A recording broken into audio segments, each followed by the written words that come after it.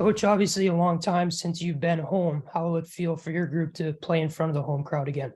I think it's going to feel great, Patrick. I hear it's going to be two good crowds. I mean, I was saying this earlier in the week that unfortunately the first half of our year outside of, I think that opening weekend at Ferris State and even that weekend, maybe the Denver weekend, where it was something was going on every weekend. It seemed like it was Thanksgiving, it was after break or after exams, and then during break with New Year's. So I think getting, the next 6 home games, I don't think anything is going on, maybe other events on campus, but the kids should be here. And hopefully, our fans will come out. But I think our guys are excited to be at home. This is not a strong North Dakota team as we're used to seeing, but obviously they present plenty of challenges. What sort of challenges will they present this weekend? Well, I'm gonna respectfully disagree with the strength of North Dakota's team. They're extremely good team. I think, and I've said this about other teams in our league, one of their biggest strengths, in my opinion, is their swagger. It's earned. It's been years and years and years of success. I think they've got elite players, but their belief in themselves, their belief in the program, every time they step on the ice, they believe they're going to win. Now I thought we played them tough at times on Friday, and obviously we played a pretty good game on Saturday up there. So hopefully we'll have a little belief in that. But then when you get specific, they're a veteran on the back end. I think they went in the transfer portal, got a couple of guys. I think Tyler Clevin is a great player and a mean, tough guy to play against. Chris Yandrick's been there a couple of years. So they do it by committee back there, where I think in the past they had Sanderson or they had this guy or that guy. And then up front, they've got Reese Gaber is a top player in the league. That's just a fact. Jackson Blake is evolving into a top player in the league, and that's never mind. They've got Schmaltz and they've got this guy and that guy. They've got plenty of problems, and I think that the Hain, that type of player, those guys are tough, man, and they play hard, and they're a good road team. Their captain, his name escapes me right now, but he's one of those guys that you build a program around. I watched them play earlier in the year, and they were losing at Minnesota, and then they came back and won in overtime. And this boy, their captain, put the team on his shoulders. So I just think there's lots of challenges there. I think they're very well coached. I think they play the game the way it's supposed to be played, hard. North, they're really good on special teams. I thought we were going to get a break after Omaha at 27%. I think North Dakota's at 30%. So their power play is really good. Lots of challenges. We probably won't have a whole lot of different game plan going into the weekend. We've got to stay at the penalty box, got to take care of the puck. And first and foremost, we have to be ready to compete, because this team is going to fight you for every inch of the ice. Coach, you just mentioned Omaha and their power play. First off, kind of the road trip, a tough one. The team progressed, was getting better, and I think the penalty kill was massive. And really, the only power play goal I think he gave up in the Omaha series was an empty netter at the end of the game on Saturday night. So, as you look at coming off this road trip, how have you kind of structured things to get ready for this series and feeling where your team's at? Well, first of all, I think when we look back at the road trip, obviously there's some kind of demons when we go to Denver. That's just a fact. I mean, they're a really good team, and then we have this mental thing where we're waiting for something bad to happen in that building. And sure as the sun came up today, something bad happens when we go to that building. And so you leave there and you go to Omaha. And I thought we responded. I think there was an 8 to 10 minute stretch on Friday. And a really good game on Saturday. That's just the way I felt. I don't think we started great Saturday, but we didn't get ourselves behind, which we've gotten over the past 3 games, or even the Niagara game. We were behind 3-0 or in the first period there. So we found a way to weather it and then start to play better as the game went on.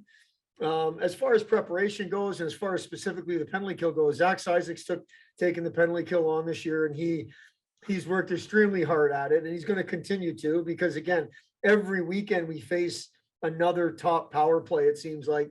But I do think we killed penalties pretty good. We were 6 for 6 on Friday. As you mentioned, they were 1 for 3 Saturday, but that was an empty netter, so you almost disregard that.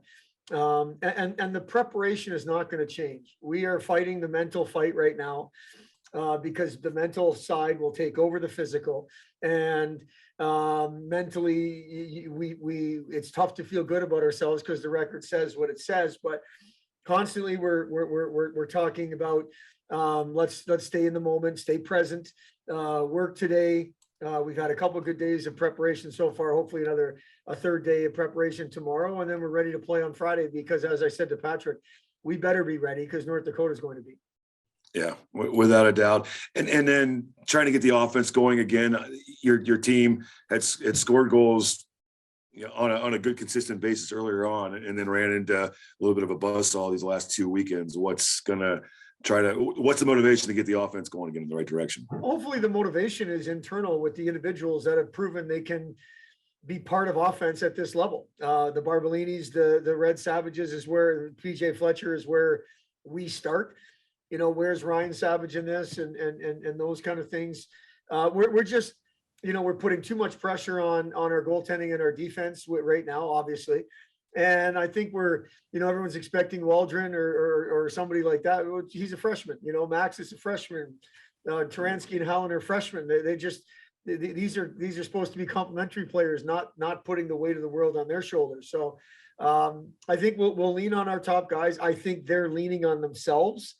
I don't think they're taking the onus off of them. I think they expect more, and they expect to produce. And this weekend will be another opportunity. It'll be process oriented, Watts, as far as compete, shoot pucks on net.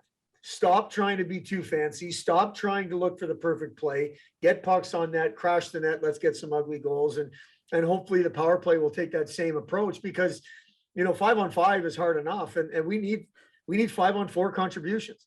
And then the last piece of it, we do need help from our defense in terms of getting pucks through from the offensive blue line. I don't think we've been good enough at that. It's something we want to see improvement on. Michael, been a while since you guys have been at home. How's it going to feel to play in front of your home crowd this weekend?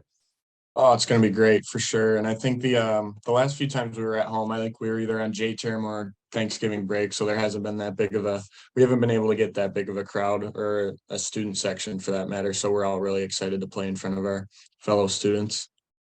A little bit of a unique trip. The last 2 weekends, you guys stayed on the road for both Denver and Omaha. What was that like to be as a unit during that week, kind of on the road out of Oxford together? Just kind of describe what that trip was like in terms of your experience last couple of weekends.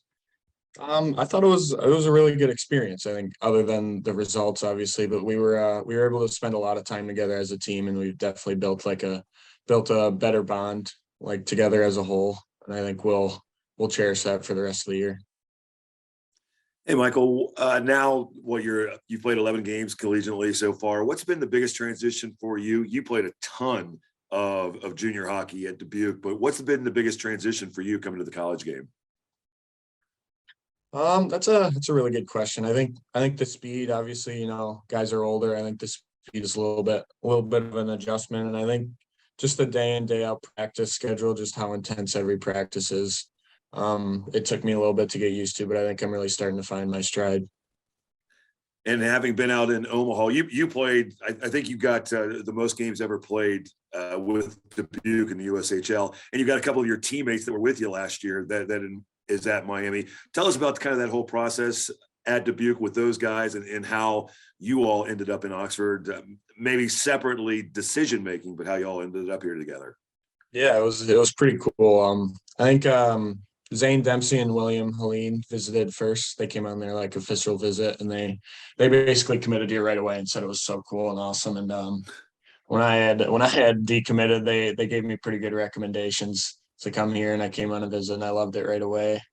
And then I think about a couple weeks after me, Axel Kuhlman came he also came on a visit and he committed right away. So that just shows you how good of a place this really is.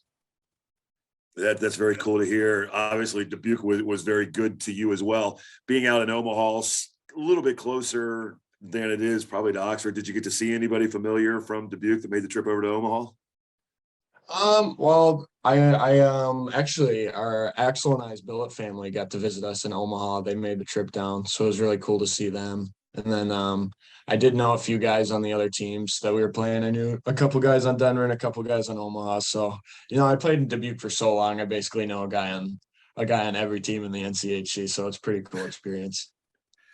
And now as you have kind of got the college career going here now, so what do you kind of tell us about your game? What is your role? How do you fit in defensively? Are you more of a stay-at-home defenseman? Do you want to contribute offensively? Because you could tell that you're feeling a lot more comfortable out there on the ice.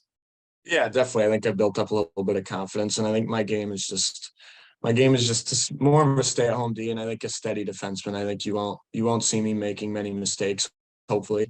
And I think you'll just see me on the ice, like you'll see me out there for a good amount of minutes, hopefully. And I think I'll be a pretty steady defenseman and very reliable to our team.